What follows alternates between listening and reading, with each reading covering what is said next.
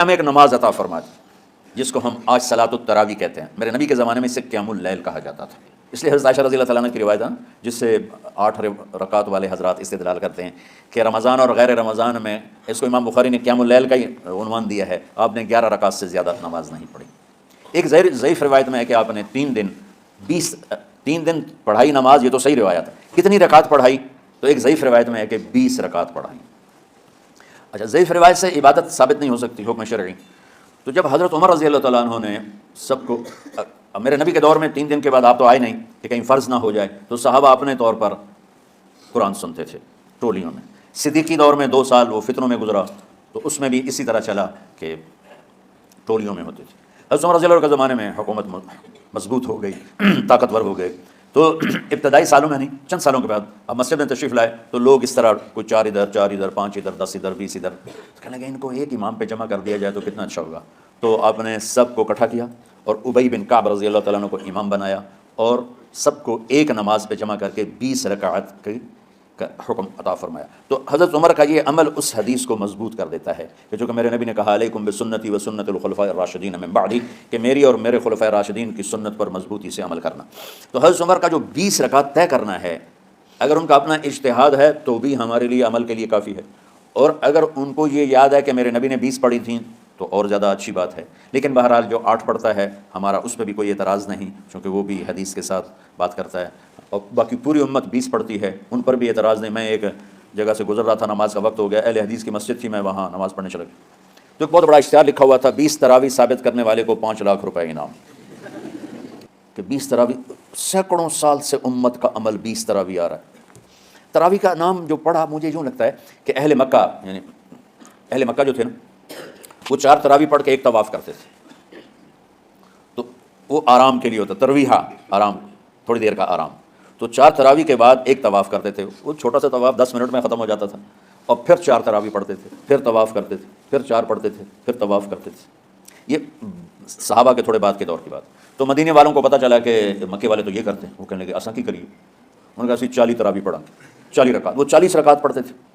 تو نوافل میں کوئی سختی نہیں کہ بھائی 8 سے زیادہ نہیں پڑھنی، بدعت ہو جائے گی، اور 20 پڑھنا بدعت ہے. یہ سب جہالت کی بات ہے. یہ 8 پڑھ رہے ہیں یہ غلط ہے، یہ بھی حماقت کی بات ہے. جو صحیح حدیث سے دلیل پکڑ کے کوئی عمل کرتا ہو تو بھائیو اس سے بحث نہ کیا کرو، مناظرہ نہ کیا کرو. یہ بہت نادانی والی بات. اور امت کا خلق، لاکھوں کروڑوں انسانوں کا ایک عمل پہ جمع ہونا، یہ بذات خود اس کی طاقت کی ایک دلیل. اور حرمین جب سے میرے رب نے، حضرت عمر نے 20 رکعت شروع کی، آج تک وہاں بھی ساری مساجد میں 8 رکعت تراویح ہوتی ہے، لیکن حرمین کی مسجد میں 20 رکعت، ادھر بھی ادھر بھی. اور یہ جو وہاں ختم قرآن پہ دعا نہیں مانگی جاتی، یہ کس کا عمل ہے؟ حضرت عثمان کا. حضرت عثمان نے اپنے دور خلافت میں تراویح پڑھانے والے سے کہا جب قرآن ختم کرو تو دعا کرنا. وہ کہنے لگے جی کیا دعا کروں؟ کہ جو تیرے دل میں آیا کرنا. تو ختم قرآن کی رات تراویح کی آخری رکعت میں من الجنت والناس کے بعد دعا کے لیے ہاتھ اٹھانا، یہ حضرت عثمان رضی اللہ تعالیٰ عنہ نے اس کو زندہ فرمایا. اور امام دعا کرتا تھا 1 منٹ 10 منٹ 20 منٹ جتنے بھی، اور پیچھے لوگ آمین کہتے تھے. وطر کی جماعت نہیں ہوتی تھی. وطر کو باجماعت حضرت علی رضی اللہ تعالیٰ عنہ نے شروع کی کہ وطر کو بھی باجماعت پڑھا جائے. تو یہ ان کی سنت ہے کہ وطر کو باجماعت پڑھا گیا. تو اب یہ لہٰذا یہ ساری سنت ہے. جو کام ان خلفاء راشدین سے ہوا وہ بھی سنت ہے. تو اللہ نے ہمیں ایک عبادت دے دی کہ میرا قرآن پڑھو اور سنو. پہلی امتوں کو تراویح کیوں نہیں تھی یا قیام اللیل کیوں نہیں تھا؟ کہ ان کو اپنی کتاب یاد ہی نہیں ہوتی تھی. وہ اپنی کتاب کے حافظ نہیں ہوتے تھے، وہ اپنی کتاب یاد ہی نہیں کر سکتے تھے، صرف نبی کو یاد ہوتی تھی. اللہ نے ہمارے لیے کتنا آسان کر دیا کہ 7 سال کے یہ چھوٹے چھوٹے بچے قرآن یاد کر رہے ہیں، 70 سال کا بوڑھا قرآن یاد کر رہا ہے. یہیں یہ مولوی یوسف صاحب کا ساتھی تھا، یا پتہ نہیں ان سے پہلے تھا، سلمان، مولوی سلمان، آج کل امریکہ میں ہوتے ہیں. ہماری ایک شاخ چلا رہے ہیں ماشاء اللہ. وہ شروع میں یہاں تھے، تو یہاں تراویح پڑھانے کے لیے ہمارے پاس حافظ کوئی نہیں تھا. وہ حافظ نہیں تھے، وہ صبح بیٹھ کے شام تک ایک سپارہ یاد کرتے اور رات عشاء کی نماز میں سنا دیتے. 30 دن میں قرآن یاد کر کے سنا دی.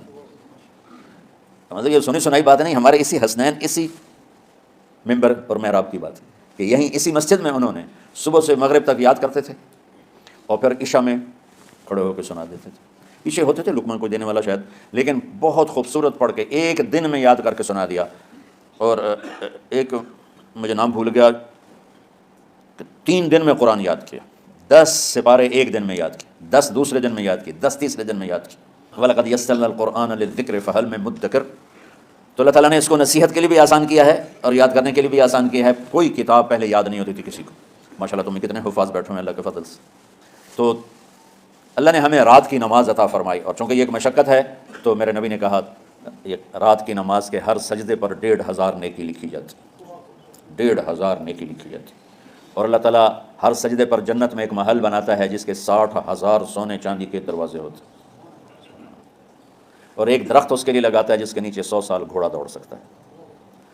تو رمضان کا اہتمام آپ رجب سے شروع فرما دیتے تھے۔ میرے نبی نے 9 رمضان دیکھے، 9 رمضان اپنی زندگی میں، 9 رمضان۔ 10ویں رمضان سے پہلے آپ اللہ کے پاس تشریف لے گئے۔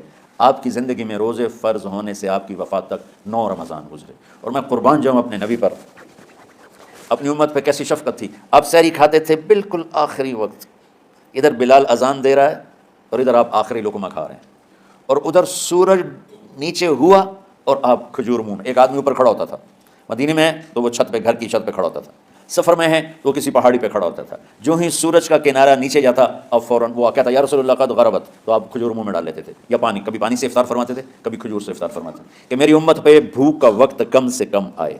آج کل جو یہ ہمارے افطاری کے اوقات ہیں نا، یہ سورج ڈوبنے کے بھی 2-2.5 منٹ بعد کے ہیں کہ احتیاطاً، ٹھیک ہے چلو احتیاط کر لو کوئی مسئلہ نہیں، لیکن اصل ہے ادھر چونکہ اب سورج ہمیں نظر ہی نہیں آتا ہے، اس طرح ہم گھرے ہوئے ہیں شہروں میں، دیہاتوں میں بھی اب اس طرح کا ماحول ہے کہ وہ نظر نہیں آتا ہے، تو بہتر کیا ادھر سورج غائب ہو، ادھر لقمہ منہ میں جائے۔ لیکن یہ تب ہے جب آپ نظر آ رہا ہو، اب جب آپ یہاں بیٹھے ہو حسنین میں تو یہاں تو کوئی سورج نظر نہیں آئے گا، یہاں تو مینار ہی نظر آئے گا، تو لہٰذا احتیاط ٹھیک۔ ہمارے اہل حدیث بھائی وہ 2 منٹ پہلے ہم سے افطار کرتے ہیں، تو بڑی اچھی بات ہے کہ سورج کے غروب ہونے کا جو اصل وقت ہے اس کے ساتھ ہی افطار کرنا۔ اور سحری میں ایک واقعہ سناتا ہوں، آپ سحری کھا رہے تھے، بکرے کی سری پکی ہوئی تھی، تو مولا علی رضی اللہ تعالیٰ عنہ اور عرباض بن ساریہ رضی اللہ تعالیٰ عنہ آپ کے ساتھ کھانا کھا رہے تھے، تو حضرت بلال ہے، یا رسول اللہ وقت ختم ہو گیا ہے، میں اذان دینے جا رہا ہوں، آپ برائے مہربانی کھانا پینا بند کریں، اور یہ کہہ کر چلے گئے۔